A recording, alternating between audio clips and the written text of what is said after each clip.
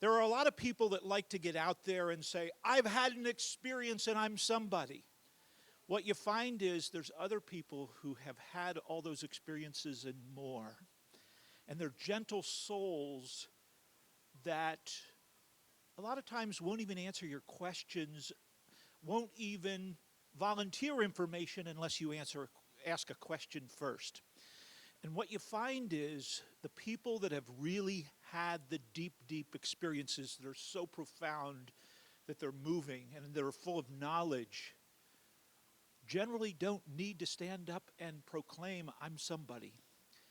Dave's one of those. He's got a connection that you will find heartwarming as you hear what he's saying.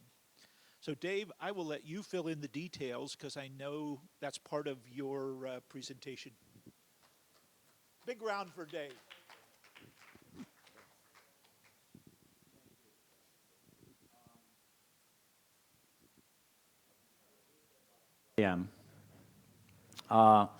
Right now, I am a certified spiritual guidance counselor. I'm also a certified transformational life coach. And I do some energetic healing. And the type of healing I do is a modality that Spirit kind of gave me through some of my healing crises that I had to go through. And I'll talk a little bit about that. Normally, when I'm at one of these conferences, I share my experience. But Lee, about a year ago, said, well, we need somebody to talk about coaching and the healing, and how did you get from NDE to there? Because I was the chief engineer of a research vessel,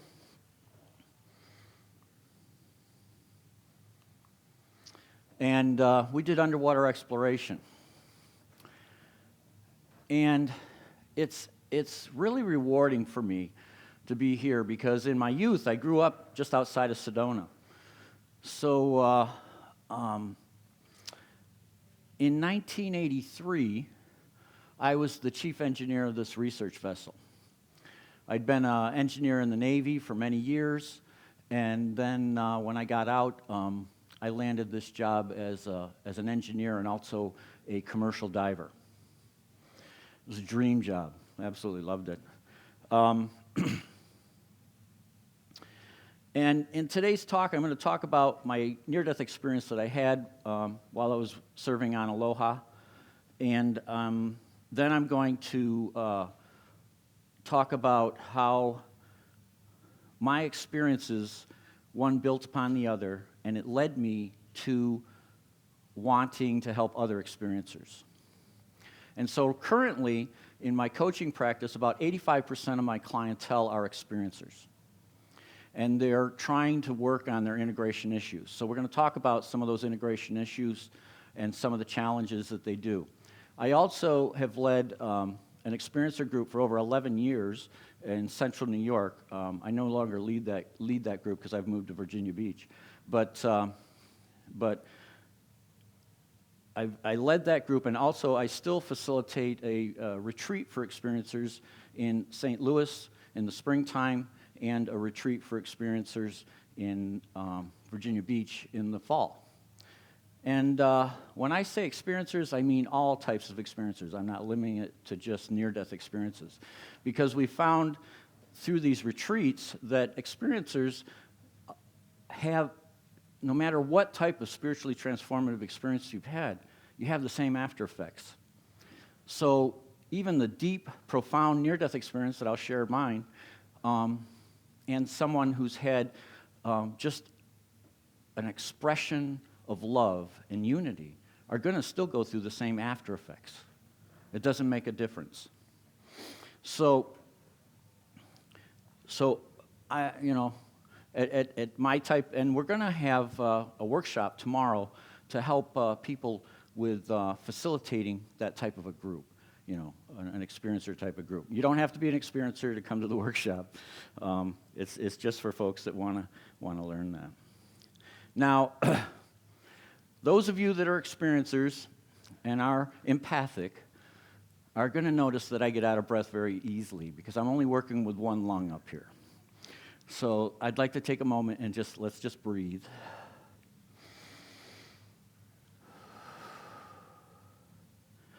And I may take a couple breath breaks during the course, and it'll help me, it'll help you, believe me.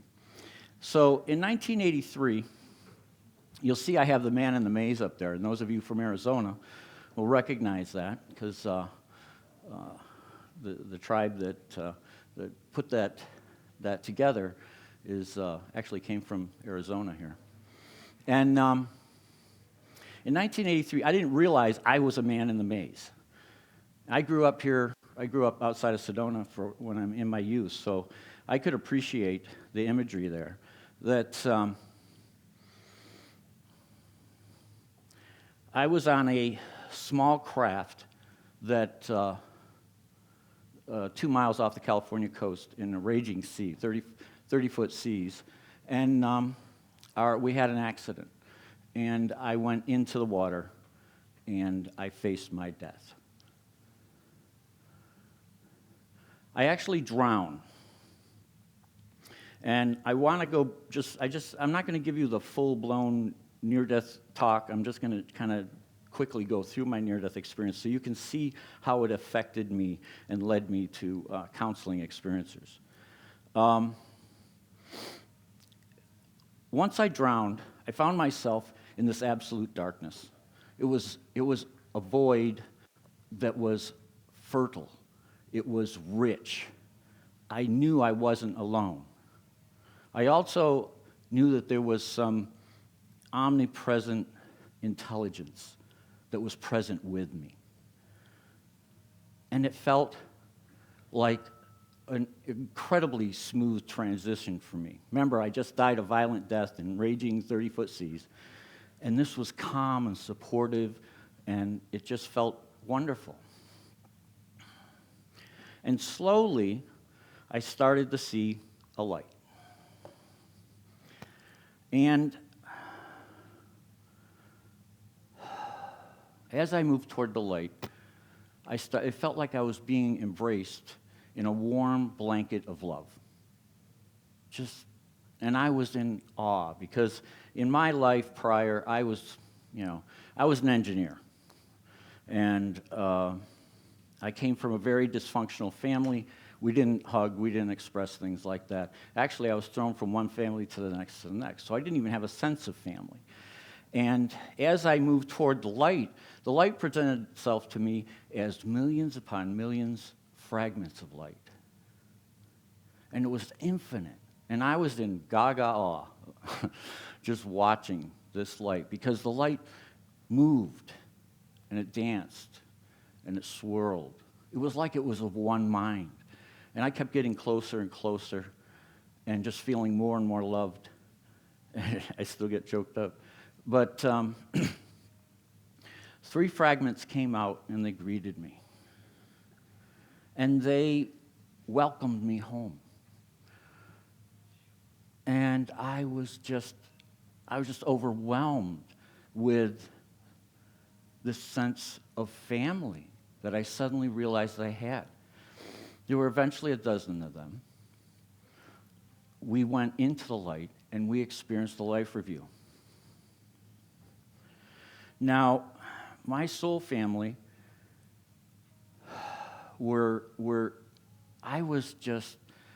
I never experienced love like that.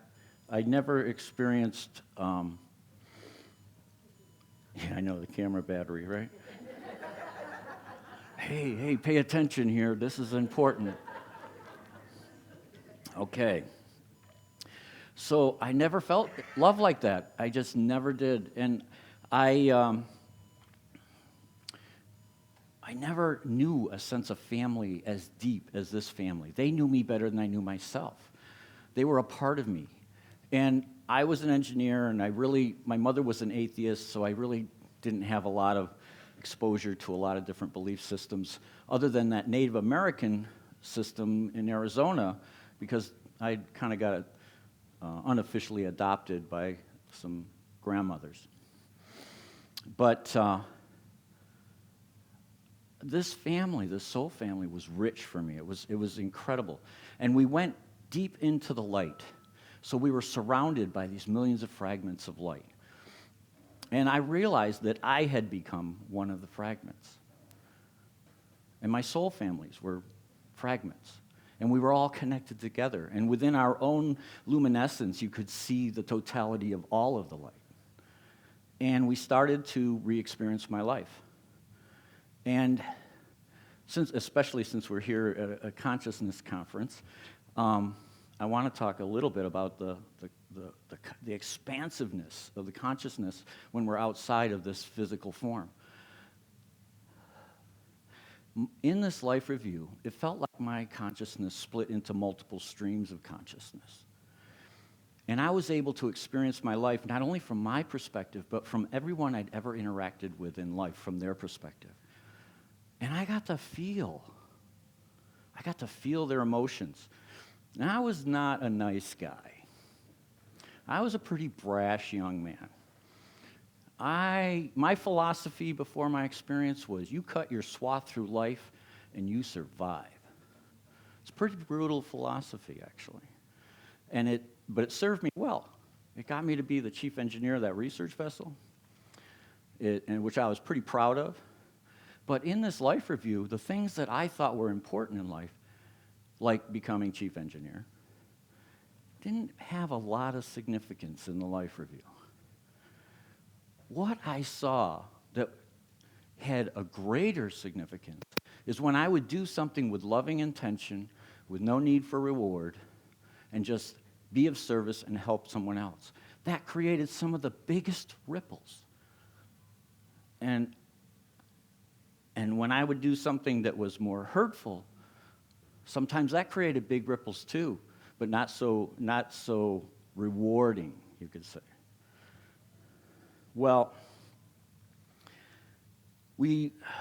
so I got to see the good, the bad, the ugly, and I believe death is, what we experience in near-death experience is a process of letting go of life, so that we can purify our consciousness to be, to return home. And I believe that those fragments of light are our being, our essence, our totality of being.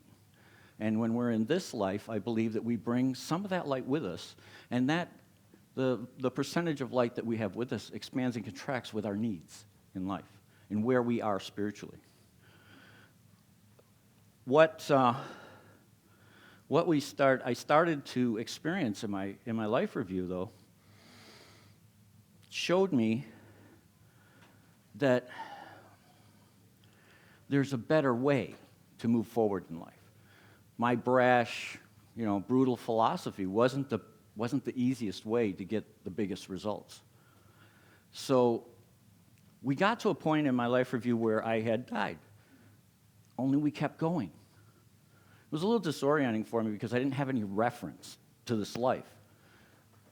And I didn't realize it at the time, but I started seeing my future. And it's really interesting. When you cross that threshold from life into future, it's like you're looking down this corridor and you're seeing these events, but they're not quite as clear. Everything in the life review was crystal clear, and I could see the waves of reaction to everything I'd done in my life. But when I got past that threshold, the future was like a corridor of potential. And I had some agreements of things that I wanted to accomplish, but I could go off to the side. And there were other opportunities that weren't clear, but I knew that if I put intention toward it, the universe would align it and make it available. So I believe in life that we travel, we weave in and out of our path. We don't really ever leave our path. We stray to the side, and our guidance will give us a gentle tap and bring us back, And so, as I went through, I got to a point where the light spoke to me. Excuse me. But the enormity of this light spoke in unison, and it said, "This is not your time. You must return." You got to realize, I saw that light as God. That was God. I mean, holy cow. Was I ever wrong in life? Here's God. He just told me, I can't stay. I got to go back. And I said, no way. No way, God. We got to talk. And I'm loved like I've never been loved before. I've got a family I never knew existed. I didn't know how loved I am. I'm not going back to that life. That life is suffering and it's pain, and there's no way. And in a gentle way, the light spoke one more time. It said, "You must return. You have a purpose." Well, that word purpose just resonated through my being. You know, when you're in that light, you're in that expanded consciousness, you have so much available to you. It's like you're connected to every soul that ever was and every soul that ever will be. And so that word purpose, I totally understood. And with understanding, I went immediately to acceptance. And that's when I found myself back outside my body, which was still in the ocean, being tumbled and tossed like a rag doll. And it got tangled up with some of the wreckage of the Zodiac, and a set of waves hit it, and it pulled it up to the surface. I actually dislocated my shoulder and my thumb, pulled my body up to the surface. And myself and the 3 original soul family members were with me, and we watched this as it went up, And I was in awe of, how is the enormity of me going to fit in there? And so I watched this happen, and then another set of waves threw the body up against this wreckage, and when it did, it pushed some of that salt water out of my lungs. And my soul family gave me a gentle push. And back into my body I came. Well, it's kind of interesting. When you get back, we feel like we're half here and half there. And for me, that really was incredibly strong for 3 days. And I got to remember, I'm an engineer, and suddenly I'm seeing auras. And this is in Southern California. And man, I'm telling you, palm trees are amazing.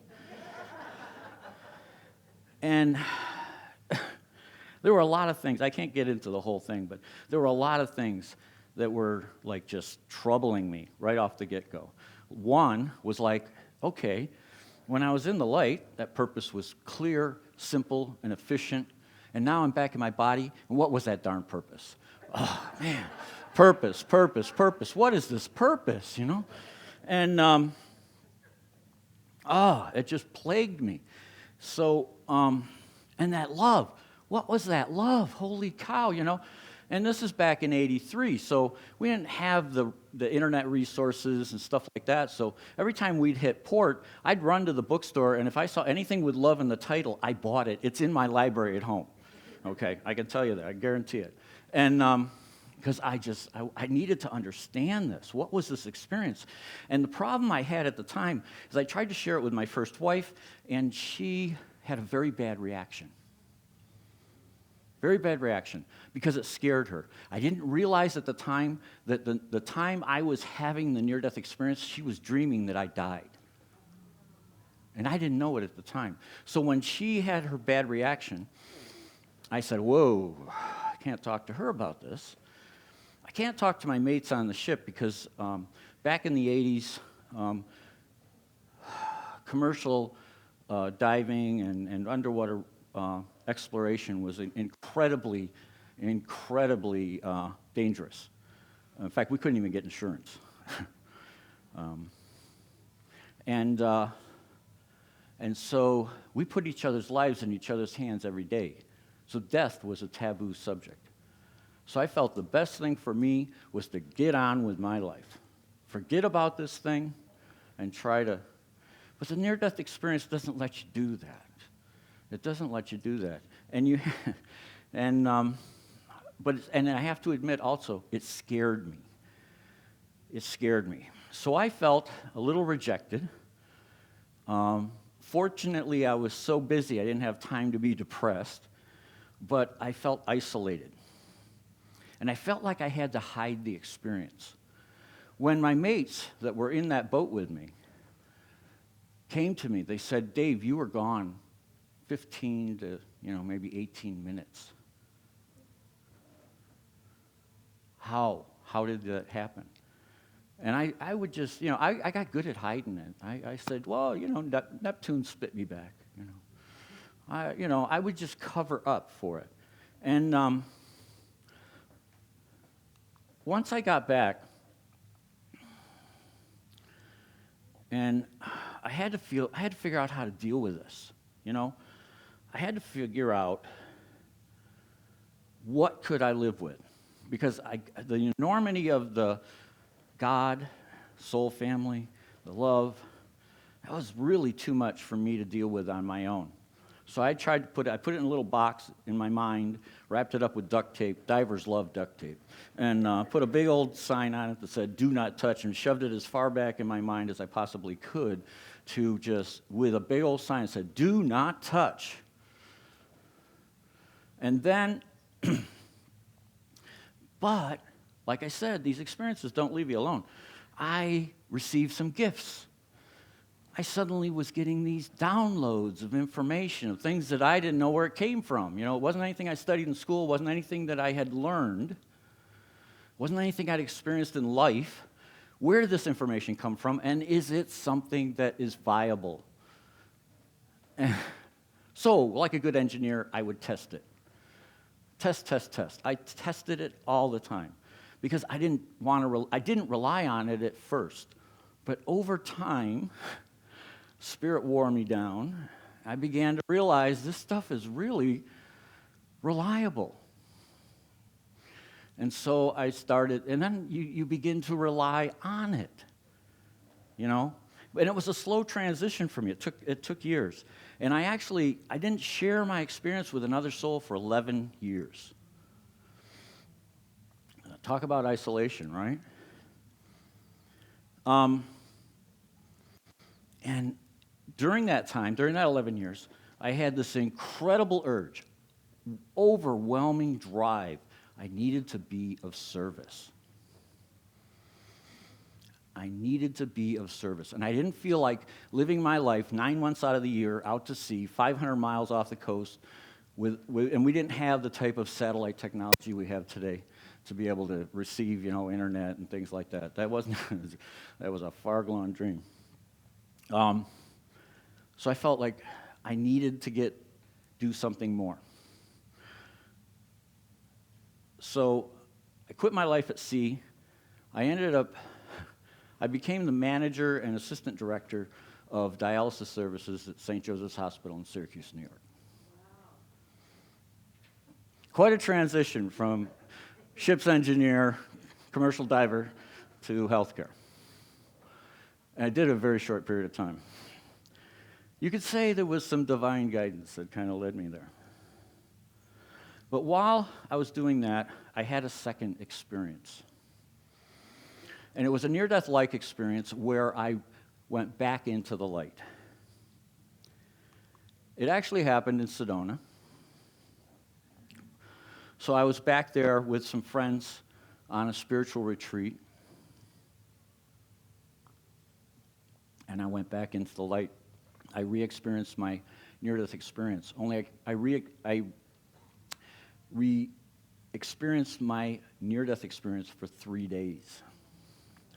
I could not turn it off, and this was in 1994. But in that life review, I got to see the 11 years and how much change it had precipitated in my life. I didn't realize I'd changed so much. But the thing that this experience taught me was I needed to now live by what I'd learned from this experience, because I really wasn't being truthful to myself. And the three things that really stood out to the experience during that 11 years of isolation that I tried to live with was my mantra: acceptance, tolerance, and truth.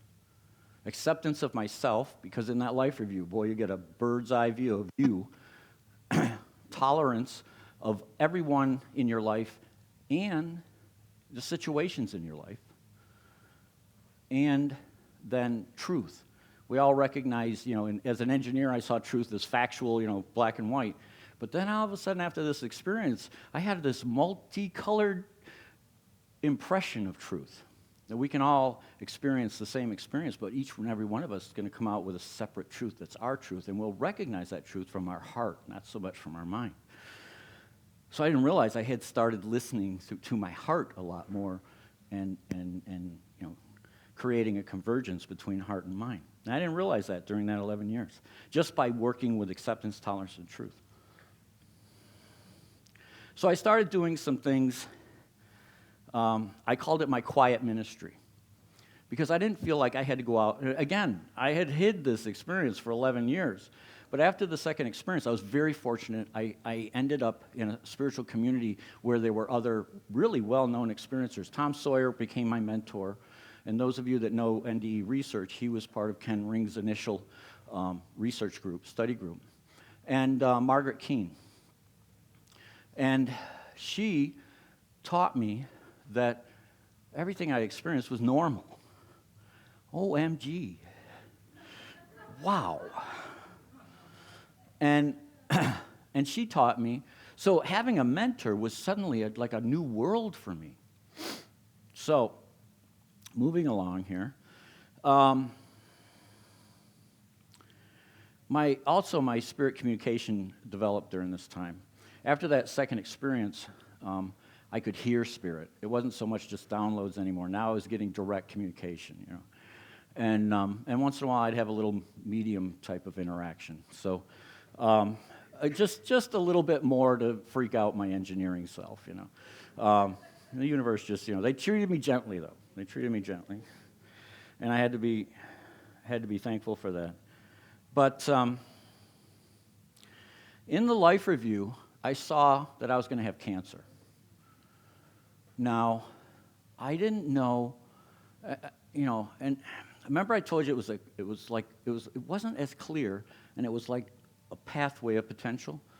Well, I saw I was going to have cancer, and I also saw I was going to survive it. But in November of 2000, my back, I was in my office, and it felt like my back had absolutely exploded, and I walked myself up to the ED. And long story short, they found I had stage 4 lung cancer that had metastasized into my spine. It had eaten away 2.5 bones of my thoracic, and the tumor could no longer support the weight of my spine. My spine had collapsed. I cannot express the pain. It was like I was looking through a red haze. And after weeks of tests, they found I had lesions in my hip, my brain, my kidneys. It was moving through my body very rapidly, and they gave me a prognosis of approximately 8 weeks.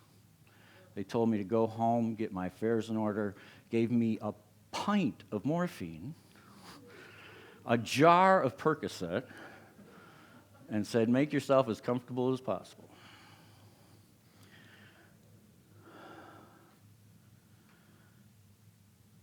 But I had a leg up on this because there was a funny story. When they came in to give me the prognosis, my doctor didn't come in. He sent the resident in, And in my life review, I had seen this scene. And the doctor comes in the door, and the minute I see it, because the nurse that was there was actually, while she was a nursing student, she was my secretary. And so she's there, and she's in tears. She shows up in tears. And the minute I see that, I was like, ooh, I remember this. And so I was just sitting there watching this unfold. And all of a sudden, sure enough, the door opens. In comes the resident. And he's like hemming and hawing, And I'm sitting there, and I know exactly what he's going to say. And I know in my next life review, I'm going to regret this because I let him sweat. Okay, but it was fun to watch, And so he, and then he says, well, we found this and that and the other thing. And so he gives me the prognosis. And it was like, whoa, what I saw in the future has, that. And because remember, all this time, I'm still ruminating about this purpose, And so But my spirit communication helped me to understand that this was part of my agreement to go through this cancer. This was something that I needed to experience. I needed to go through the suffering so that I could help once I got to the other side of it. So I was able to handpick a team of doctors to help me. And I was still a man in the maze. But now I could reflect back on all the wisdom that the light had given me. And, and I knew that eventually that I would return to wholeness. And I knew that that harmony was available to me. Now, this led me to want to be of service to experiencers. So, that's weird. I wanted to be of service because, currently I work with a variety of experiencers that are trying to connect their transformative experience to their physical and spiritual selves. In other words, in the experience, when we come back, we suddenly understand the duality of life, our spiritual being and our physical being, and what most experiencers are trying to do are trying to come together, trying to come back to wholeness, bring that together, knit it together.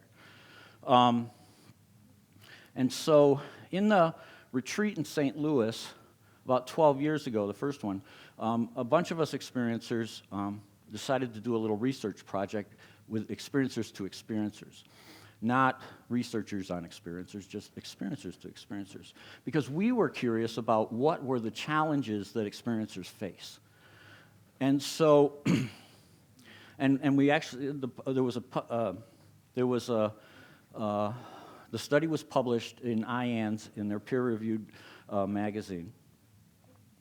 And it was published by Linda Jacquin, Yolaine Stout, and PMH Atwater. And I was a part of this. And I want to kind of share some of the things that we were able to kind of glean out of this time with all these experiencers in retreat. And the reason, and this is part of my path toward eventually counseling experiencers, because you have to understand what it is that experiencers are dealing with in order to, in order to help them. The first thing that we identified was that experiencers, when they first return, are processing a shift in reality, okay? That they've been immersed into this reality that is otherworldly and exposed to something so much greater than themselves. What do you do with that, right? That's their question. And they come back with a realization that there's more than this life. And it creates a new concept within them of what death is. Because in our culture, we're taught to fear death, And suddenly, they've had this rich experience. Now, I'm talking about near-death experiencers, but remember, these after effects still affect all experiencers. And many experiencers, of course, you heard it in the research years and years and years, that they no longer fear death. Accepting the return. How do I live this life? I don't know how many experiencers come up to me and say, Dave, I don't know how to live like this. I don't know how to live like this. That duality is just overwhelming sometimes. But really, this is the seed where integration begins. They're asking the right question. How do I live with this? And in this retreat, these retreats I've been helping to facilitate for years, I've seen, because the research says integration is usually, 7 to 14 years, blah, blah, blah. We believe, as experiencers, that integration is lifelong. It doesn't end. It just continues. It's like a lotus. It's constantly opening. And so, but this accepting the return also comes with some challenges. Many experiencers feel homesick. They long to return home. And you have to be careful with that because it creates another challenge for our families. Why do you want to die? Why do you want to go back there? Why don't you love me anymore? You know, it happens a lot. It's sad, but it happens a lot. And that longing can actually lead to depression and anger, all of that, okay? There's another challenge is sharing the experience. Like I said, with me, I tried to share it with my wife. I got a very bad reaction, you know? So a lot of experiencers, well, let's talk about the first challenge is how do you describe this experience that you just had that may be otherworldly, okay? Yeah, you know, it's frustrating to find the words to experience that, you know, you don't have words to. Fortunately, now there's so much near-death material out there that if you read into it a little bit, you'll be able to get the vocabulary down. But still, you know, how do you explain oneness? How do you explain this all-knowing, expansive consciousness that we experience? How do you express profound ideas and colors that don't exist here, music that doesn't exist here? You know, so expressing that ineffable part of the experience can be a challenge. And then the second part of sharing is how do you choose your confidant? You know, you want somebody that's going to be safe, right? And someone who isn't going to think you're crazy. God knows I was afraid of that. And that is fear, and that's fear-based.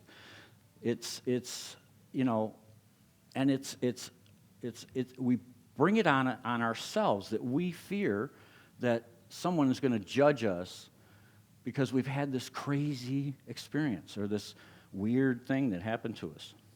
A lot of experiencers will first express it as a dream. I had this dream, you know, because that's kind of safe. You know, it's a way to test the waters, you know.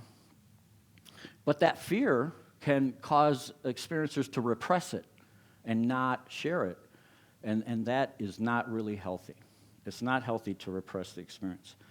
Oops, went a little too far. Also, how do you cope with the negative reactions that you get? Okay? Like, I know a number of experiencers that have been pathologized by doctors, psychologists. I know other experiencers that have been rejected from their church by their priests and ministers.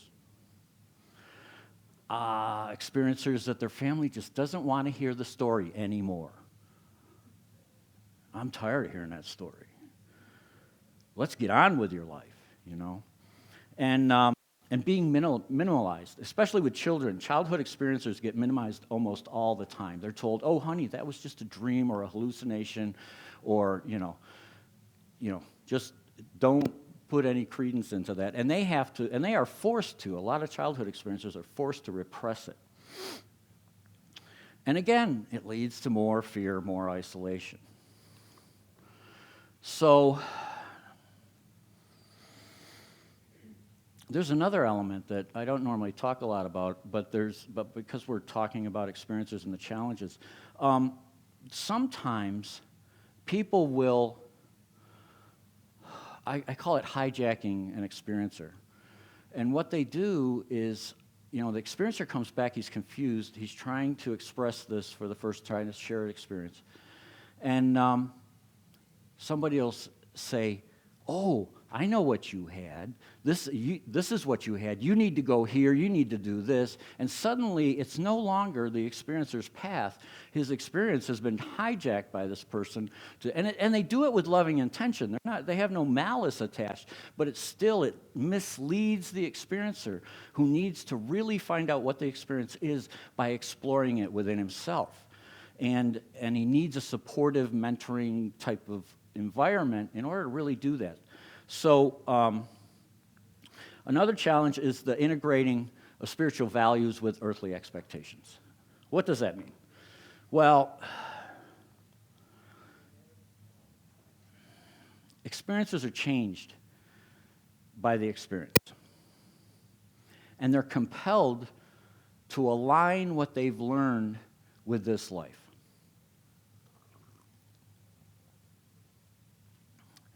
It's like they're beginning a new life. I know so many experiencers that have their birth date, but then they also have their experiencer date. And the experiencer date is actually almost more like a new birth date, okay? And then they start to, like myself, what was that unconditional love? And so they try to express it. They want to become unconditional love. Can you imagine in your relationship if suddenly you love the table as much as you love your spouse? Okay, there's going to be some trouble in paradise. The same thing, a lot of times they come back and they get caught in this trap of thinking, I've got to crush the ego. And they'll quickly learn that that's not really healthy. The ego is what gives us our drive in life. It's a healthy thing as long as we maintain the balance. So they have to learn the balance. And the same thing with the unconditional love. I mean, oh my gosh, I loved everything. I loved everything, and my wife, she could not understand it, and she longed for that special love that I had just for her, and now she's seeing I'm sharing that love with everybody and everything else that crossed my path, and the marriage didn't last long. And that's another one of the challenges. A lot of times we put so much stress on our family because we've changed so much that the statistics are somewhere near the 75th percentile of experiencers that are married end up in divorce. We're hoping that maybe we can change some of that with some types of group sharing where we bring family in and things like that. Challenges are urged and compelled to live with the messages they're given. Okay, this one can really throw a monkey wrench into people's lives as well. A lot of experiencers are given a message to share with the world. And they are compelled, driven to share that message. And again, the families, I'm tired of hearing about it. A lot of times they have loss of materialistic goals because that's not what's important in life. And that can lead to family strife, relationships. They also find themselves needing to volunteer more. And many times they will make career changes because the workplace is no longer congruent with their new spiritual values. A lot of times they may change their conventional view in heaven and hell, God, evil, sin. They become passionate with their new spiritual values, and sometimes this can actually cost them to be alienated with their own community. So these changes in social values, violence, prejudice, disease, poverty, justice, become much more pronounced, and many feel like they just no longer fit into society. It's sad. And I'm going to turn this around because there's hope. Okay. Adjusting to heightened sensitivities. Now, there's a couple different types of sensitivities. There's the type where, I don't know about you experiencers in the room, but I'll tell you, these cards that they give us to open our doors, boy, I have a hard time with them. I don't know how many times I've been locked out of my room because I took it out of this paper thing, right? And I have blown so many of these things, it's crazy. So I constantly keep it in the in the paper folder. But so there's that sensitivity to light, sounds, electromagnetic fields. I have an agreement with my laptop. I have an agreement. But, and electrical devices. And we've witnessed that here. We've witnessed some of that in this conference. But there's also supernatural gifts, the intuitive knowings, the ability to heal, mediumship, telepathy, seeing auras, being able to communicate with animals. Not all of these gifts are wanted. I call them gifts lovingly, because when I first came back, I could see these auras. I didn't know what an aura was for, beings. So to me, they were life force energies, because I was like, what is that? But it freaked the heck out of me, because it was like it was not a part of my world before this experience. Why is it with me now? And then that intuitive knowing, I just wanted my old life back. Give me back my old life. Turn this stuff off, please. So yeah, because a lot of times these gifts, they can surprise you, they can sneak up on you, and usually though, experiencers become acclimated to the new gifts, and eventually it becomes a part of their life. But it takes time. The one that seems to be the most disturbing for experiencers is the empathic feelings. That is really hard to get a handle on for experiencers for a while. And then the last challenge, and it's kind of low down there, I hope you can all see it, but it's finding and living one's purpose. That was a biggie for me, but in this research that we did, I found I wasn't the only one, We were all searching for the purpose. And it was kind of interesting. More than half of the people were told they had a purpose. And upon their return, 85% of them didn't know what the purpose was. So it left them with this lifelong wandering and wondering, which is kind of interesting, because when you think of it, the wandering and the wondering kind of opens you up. When you live in a life of wonder, you become an explorer, because you're trying to seek out. And it starts to move you forward, and you don't even realize it. So that message of purpose has a purpose of its own, to move you forward. It's kind of interesting. It's a little paradigm that... Now, I want to kind of share some of my coaching models. And the one I'm going to show you is one that I got from Dr. Rosie Kuhn, and it helps me immensely when I'm working with a client. Now, I would say most, especially experiencer clients, I told you 85% of my clients are experiencers. Most of the experiencer clients, I will share this model with them so that they understand where I'm coming from while coaching. Some of the ones that are non-experiencers, that are not so much focused on their spiritual growth, I may not go there.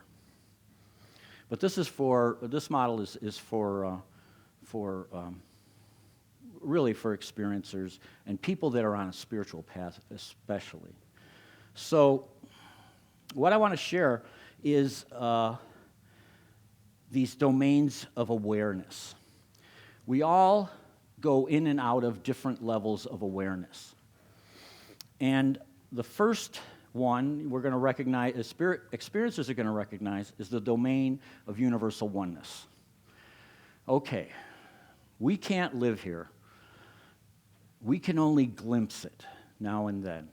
And it gives us a sense of direction a lot of times. A lot of times it comes into our life when we need it, when we need that guidance. But this is the place when we're working with a client that is seeking spiritual growth, that we see our clients. We envision them as whole. We envision them as a part of the oneness. And it allows us to drop our preconceptions of this person, okay? So the next domain is the domain of humanity. This is where we return from the experience and we suddenly understand the duality of our spiritual nature and our humanness. And also, this is where we learn to relish all experiences. All experiences. The good, the bad, the ugly. because the experiences just are. We're the ones that are judging them as good and bad. They just are. So in the domain of humanity, it's a broader way of being aware of the way we live life. So I'm going to go through these really quick because I want to then kind of talk about how to use it. And then the domain of personal power. This is where we want to go. This state of awareness is where we really, really want to go.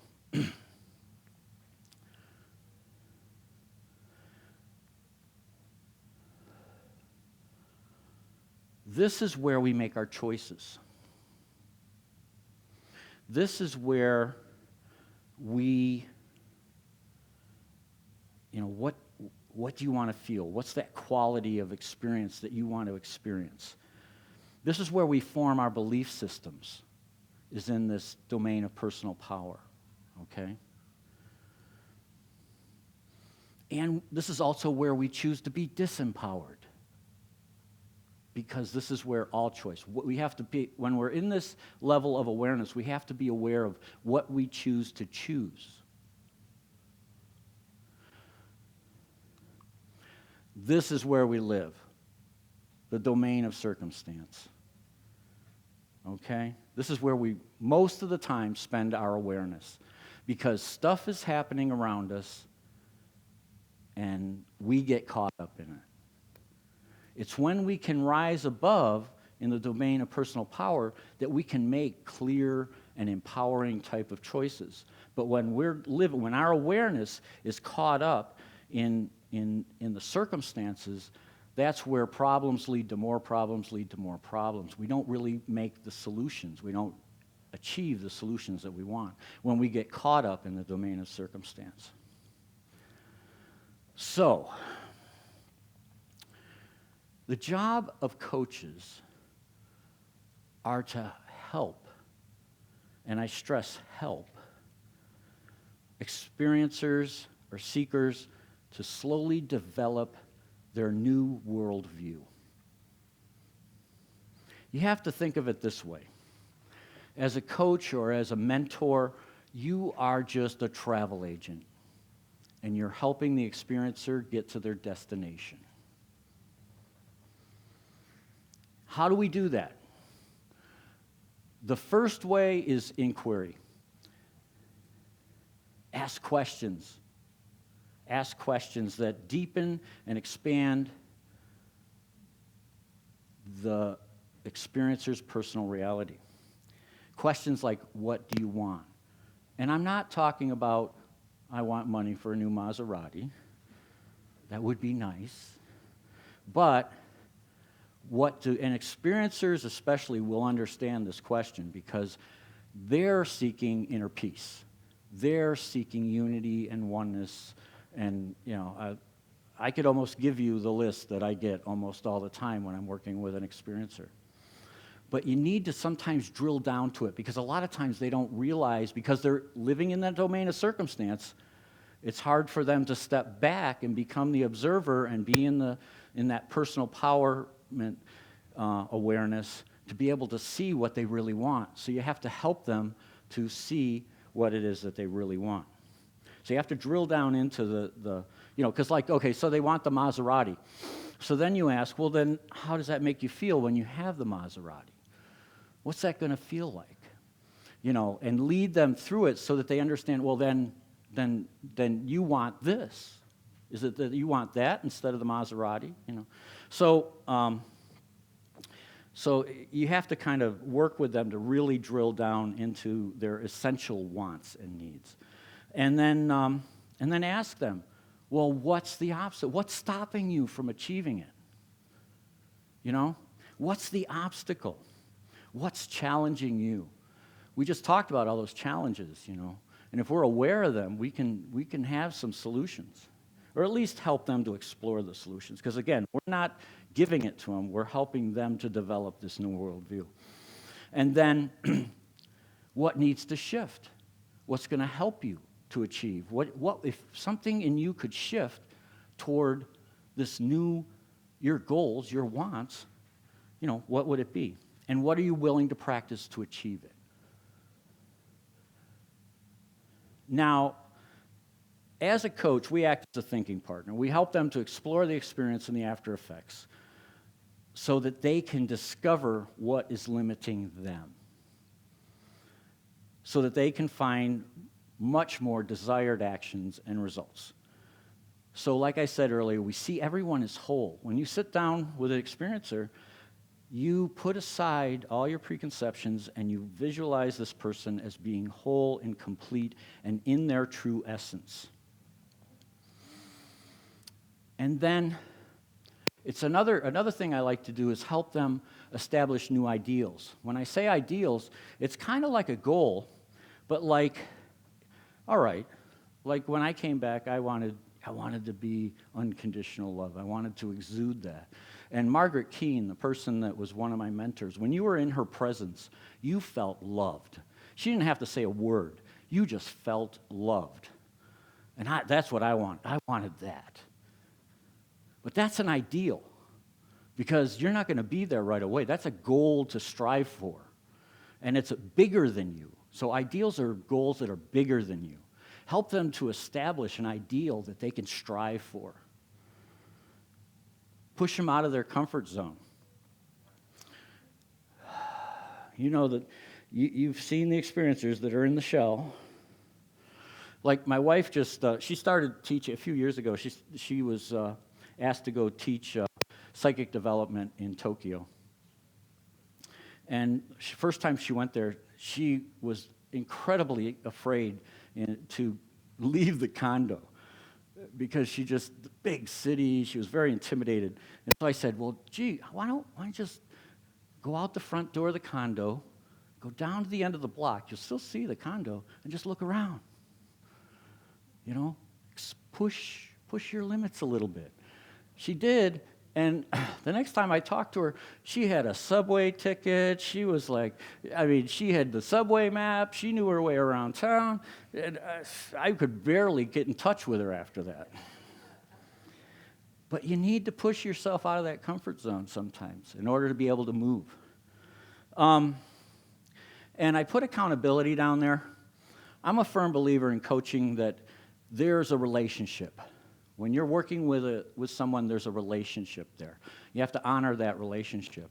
And if my client keeps coming back to me and we're rehashing the same thing over and over and over again, I'm gonna recommend them either to someone else, because my process is clearly not working. And so I really believe in accountability between sessions, that sort of thing. But what's really important is that we stay in our essential nature. And I'm wrapping it up here. Hopefully there'll be some time for questions. Know where you are in the moment. Healing happens in the physical moment. And try to keep your clients, your experiencers, out of that realm of circumstance, because when they're in the realm of circumstance, they're going to be ruminating about what happened in the past, and they're going to be worried about what's going on in the future, and that's not going to allow them to move forward in the present. So try to keep them in the present. Storytelling is great for short durations. Do not allow it to continue for long periods of time, because you will waste the hour that you're sitting there. You won't get anything done. So keep them in the present moment and make sure that they understand that we're going to work in the present moment. And stay in your essential nature. What I mean by that is be clear. Be clear when you're with your experiencers. And be aware of your listening, how you're listening to your experiencers. Because a lot of times we're human. You know, coaches are human. And a lot of times the client may say something that may shock us, and we may immediately go into assessment, judgment, all of those things that aren't seeing them as whole. Because experiencers don't see themselves as broken. And a lot of times as coaches and things, a lot of times you think of the pathology that this person may be walking down, And so they don't see themselves as broken. So to pathologize a client is the worst thing you really can do. They see themselves as a new starting point, and you have to reinforce that to allow them to grow and to bloom and to plant those seeds, to nurture it so that it comes forth. Coaching is about making the impossible possible. Again, we're their listening partner, and we're going to help them get clear on what their wishes are and what they want to fulfill and what they cannot seem to find their way. And we're going to help them to explore how to get there. But while you're doing that, while you're listening, listen for the fear so that you can point it out. Listen to what's creating resistance in their life. They'll give you clues. Make sure and listen that they're acting in their highest truth. Bring them back to that as much as possible, because especially the first couple of sessions, you're going to go in and out of circumstance a lot. But while you're in that circumstance, look for the dilemma. What's the dilemma that they're experiencing? And again, let their trial be a guide. What they're going through, remember, a lot of the purpose that we have in life, that suffering and all of that we're going through, has purpose behind it. Some of the greatest growth is achieved when we're going through the suffering. And so allow that to be part of the guide. What is the purpose behind it? And I like to say that coaching and healing is multifaceted and a two-way street. I tell all my clients this, because when I have someone with me, the thing we're going to talk about is multifaceted. To me means that we're going to look at mental, emotional, spiritual, and physical. You have to, in order to heal and in order to coach, you have to look at the whole picture, and you have to look at it in this present moment. And when I say it's a two-way street, we come to that accountability in coaching that between sessions, what you learned in the last one, how are you able to apply it to now? And in healing, what I do in healing is I give my clients I give them a breath exercise, a mantra, so that they're that open vessel while I'm working with them. Because the client is doing the work. We're just helping them find the path. They're the ones that have to walk down it. So you really, really, really want to encourage this two-way street, that you're there to help them, but they really need to do the work. So, in closing, flow with your inner knowing. The moment that you're with them is an exceptional moment, and you have the opportunity to sow empowering seeds that allow them to awaken. And allow the sessions to keep moving forward without fear. Because the outcomes that you're going to explore and that you're going to create with these experiences is brimming with light and courage. And I've got the man in the maze in there again. And the neat thing that you find when you work with a lot of experiencers is that experiencers have been to the center of the maze. And once you allow them to move their awareness up into a center of empowerment, then they can look outward in all directions. Thank you so much.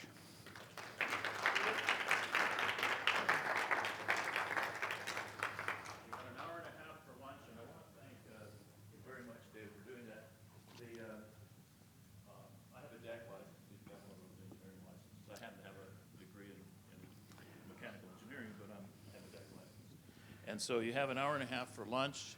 I want to say everything he said about all the experience is absolutely real. I just sat back there and chuckled at everything he said all the way through, And, our experience is so similar. It's unbelievable on a number of levels. But back here at 1:30, you have an hour and a half for lunch. Lee Lawrence will be doing his program where you get to watch some amazing things being done. But that was absolutely beautiful. Thank you. Thank you, David. Thank you.